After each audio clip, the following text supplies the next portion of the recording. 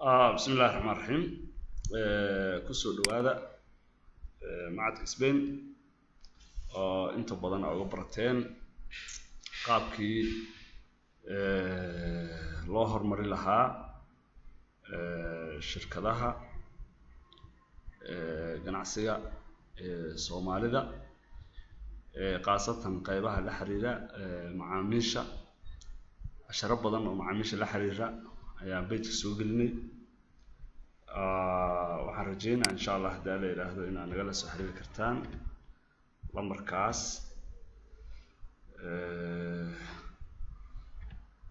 markasta insha Allah WhatsApp ahaan iyo call ahaan intaba nagala soo xiriiri kartaan inta badan waxaan sameynaa horumarinada shirkadaha ganacsiga istiraatiijiyadiisa in la dejiyo sida macaamiisha u haysan karto shaqaalaha in tababaro loo sameeyo oo la xiriira sidii ay macaamiisha u ilaalin lahaayeen iyo sidoo kale waxyaalaha dhammaan la xiriira horumarinta nafeed shaqaalaha intaas marka insha Allah maanta casharka aan qaadan doono wax waaye sida ciwaankiisa ka arkaysaan shirkaduhu inta badan يعني waxay lumiyaan macaamiil sida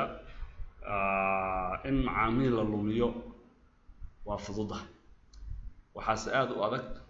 in macaamiil la soo helo yani qof macaamilka ah marka rabto inaad soo hesho way adagtahay lacag bixi qof shaqaaleysi adeegaaga dadku soo qanciya soo raadiya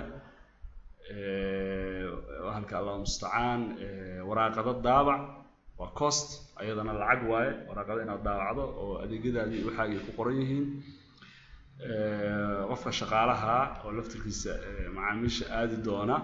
tababarsi sida uu wax u sheegi lahaa dadku u sheegi lahaa tababarsi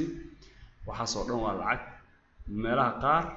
meelaha dheer in loo aado laga yaabaa macaamiisha oo baabuur loo raaco ama baabuur shidaal lagu shubo waxyaalahaas oo dhan waxay keenayaan inay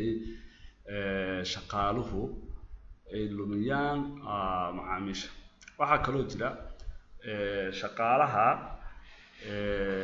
si fudud ayuu macaamiisha ku lumi karaa yani asagoo waxa laga yaabaa hal eray iska dhaho halkaas erayna oo macaamiil badan lumiyo ayaa laga yaabaa halkaas eray inuu marka halkaas eray inuu macaamiil badan lumiyo ayaa laga yaabaa oo si fudud u yiraahdo marka dadka ka shaqeynaya macaamiisha inay la xiriiraan ama telefoonka kula xiriiraan ama si live ah ha ugu yimaadaan xarunta labadaba waa in aad looga taxadaraa dad u diyaarsan aggressive ahayn oo dhib badnayn in loo diyaariyo macaamiisha weey dadka inta badan waxay sameynayaan haddii qof kamida shaqaalaha oo dhumiyo ama qof kamida shaqaaluhu oo si qaldan ula hadlo wuxuu leeyahay shirkadaas si qaldan ila hadashay oo leeyahay marka qaar shaqaalaha waxa laga yaabaa inuu warka iska fudud iska dhaho laakiin shaqaaluhu magac shirkadooda ku hadlaya marka waxa la rabaa dhamaan in aad og tahay shaqaaluhu inay og yihiin in shaqaalaha uu yahay aysan ahayn qof shakhsi ah kaligiis uu yahay qof shirkad matalaya shirkad Hiblaayo ayaa maanta waa halowday oo kuleeyahay qofka macaamilka shirkad Hiblaayo maanta waa yani dib kaliya sameysay shirkad Hiblaayo maanta ma fiicna yani waxa halka qof wax sameeyayna waxa laga yaabaa waa hebel iyo hebel in la dhixo marka saas waaye waxaan maanta su'aashaas aan isweydiinaynaa sababaha shirkaduhu u lumiyaan macaamiishooda sidaan in sheegay macaamiisha in la soo helo way adagta laakiin in la lumiyahay waa fududa marka sababahaas shirkaduhu waxa waaye baaritaano cilmiyeysan oo la sameeyey yani baaritaano cilmiyeysan oo la sameeyey intaana qodobay sheegayaan waxyaalaha kalena nature ahaana shirkadaha inta badan adduunka waa isku nature macaamiishu meel kasta adduunka joogaan ama Canada ha joogaan ama USA ha joogaan ama Soomaaliya ha joogaan ama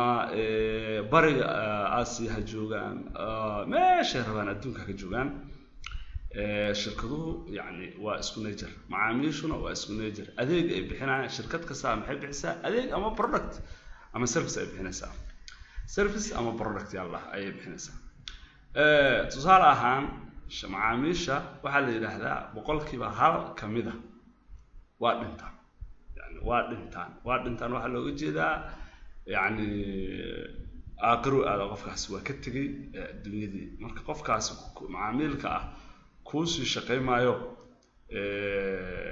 adeegaagii mar dambe ma qaadanayo productigaaga ama badeecadii aad suuqa keensatana mar dambe ma qaadan doono marka micnaheedu waxa waaye aad u yarta yani waa boqolley yar waa saami yar aad u yar waxa kaloo jira boqolkiiba 3 macaamiisha yani way safraan oo tusaale waxa laga yaabaa qofkan Ethiopia ka shaqeysanaysay oo adeegaaga ama shirkadaadii ama servicekaaga ku haysataa qofkan waa baxay wuxuu aaday Mareykan marka adeegii meesha kuma dabagey karto waa ka haraysaa waxa kaloo jira boqolkiiba 5 oo kamida yani boqolkiiba 5 kamida macaamiishaada boqolkii qof 5 qof oo kamida yani waxa laga yaabaa inay ka saameeyaan dad asxaab oo u sheekeeyaan dad asxaabtooda ah warniyo shirkadda isticmaasha adeegga noocaas maxaa ku doorat waxaas warniyo kale hebel meeshaas fiican inay yiraahdaan waa dhici karta waxa kaloo jira boqolkiiba 9 waxa laga yaabaa inuu ka saameeyo tartamaha yani boqolkiiba 9 waxa laga yaabaa inuu ka saameeyo tartamaha oo tartamuhu oo bahalkii ahay adeegyo adig ka jaban ama adeegyo ka fiican oo keeno مثلا waxa gadaa saabuun ayaa gadaa ama oomo ayaa gadaa oomadaadii marka wax waaye oo ma ka raqiisan oo la tayaahna waa la keen ama oomadaadii ka yani dufan fiican yani oomooyinka waxa lagu qiimeeyo waxa kamid ah dufanka marka taasna waa dhici karta waxa kaloo dhici karta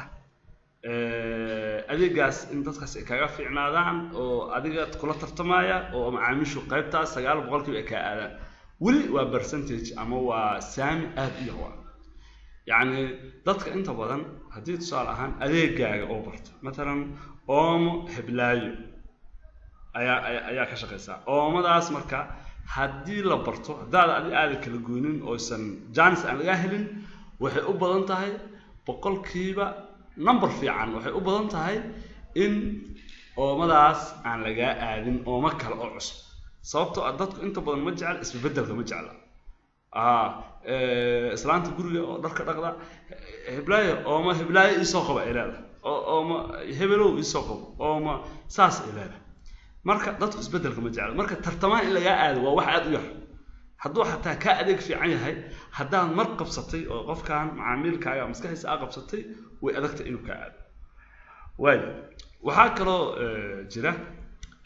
adeega oo liita 14% adeega oo liita adeegaaga oo ama tayadii ka liidato cilada markasta ka dhacdo markasta kala go'ay yimaado tayadiisa yani waa liidataa had su'aal ahaan oomadii aan soo qaadanayno kale safarkii hore waxa lagu bartay ooma tayada safarkii ku xigana oomadaada waxay noqotay tabcaan taas ayaan la ogolayn waxa la rabaa adeegaaga tayadiisa inuu consistency ahaado inuu joogteen yeesho wax joogteen leh qodobka ugu dambeeya oo percentage ugu weyn ah waxa waaye boqolkiiba 68 macaamiisha kamid ah مثلا boqolkiiba hal macaamiisha waa ka dhintay boqol qof ay ahaayeen hal qof ka go'ay sagaashan iyo sagaal qof aa haysataa haddana saddexa kaa go-day oo ah way kaa safray qofkan wuu safray wuxuu aaday Mareykan wuxuu aaday meel kale wuxuu aaday meelaha kale Carabaha kulli waxyaalaha su'aal marka raalaada wax yar dib ugu soo laabanay marka wax waaye daryeel la'aan macaamiisha yani waxa ugu weyn oo boqolkiiba intaas 3 4 5 oo kaaga tagtay oo 9 ku darsantay oo 14 ku darsatay micnaheedu waxa waaye boqolkiiba 30 wax ka yar boqolkiiba 32 kaliya ayaa waxay kaaga tagi karaan sawahaas kaaga tagi karaan sawahaas kaaga tagi karaan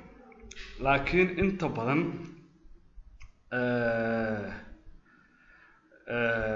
inta badan oo ugu weyn waxa waaye macaamiisha inay kaaga tagaan daryeel la'aan way marka boqolkiiba 68 marka oo inta badan ah daryeel la'aan waaye macaamiisha oo aan la daryeelin waxyaalaha shirkadda uga tagaan waxaa kamid ah مثلا adeegii oo waa kana tusaale ahaan hoosan tageynaa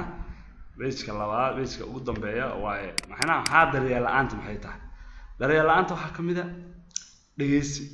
la'aan adeega markay soo doontaan adeegii soo doonteen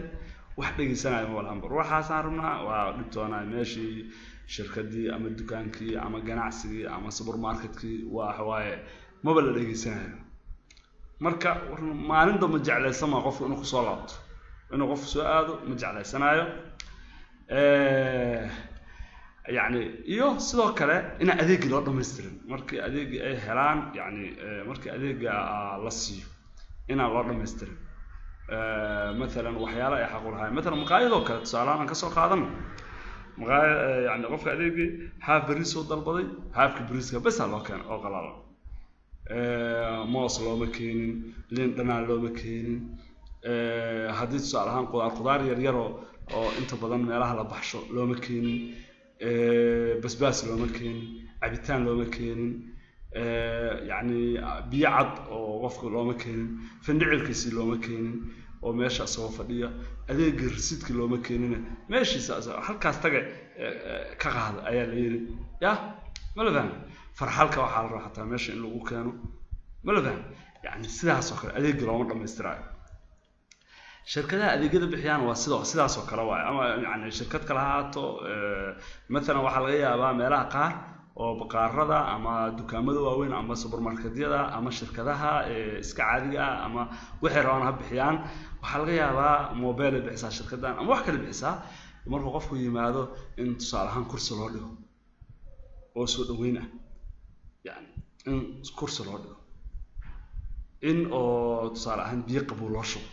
soo dhaweynta kamid ah in loo faraxsanaado oo wajiga oo u furan yahay yani qofkan oo yani nin bahalka asana iska murugsano maanta oo dhan bahalkii ahay shaarbaha bahalkii ahay saas u laalaabayo ama bahalkii ahay garka saas u jiijiidayo qof iska fikirsanba ama dhamanada haysto soo dhaweyn ma jirto Soomaalidu waxay dhahdaa albaab furan lama galay waji furan la galaa marka soo dhaweyntaas ina waxaan raacayna lagu dadaalo qofka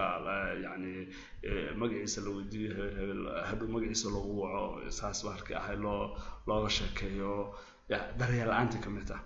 oo yani qofkaas markii maanta koob biyaha qabow u shubto boqolkiiba boqol wuxuu ka jeclaanaa shirkadaha kale marka aaday weligiis aadays hatta shirkad kale hadii sheegto tiraahdo adeeg ka fiican adeegaaga ku haya